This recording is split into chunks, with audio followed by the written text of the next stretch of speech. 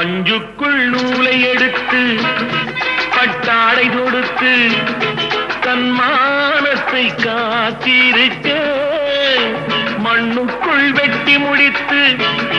பொன் கட்டி எடுத்து நம் தேவைக்கு சேர்த்திருக்க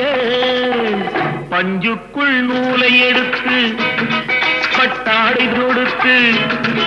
தன்மானத்தை காத்திருக்க மண்ணுக்குள் வெட்டி முடித்து பொன் கட்டி எடுத்து நம் தேவைக்கு சேர்த்திருக்க வாழ வைக்கும் கை அது ஏழை மக்கள் கை வாழ வைக்கும் கை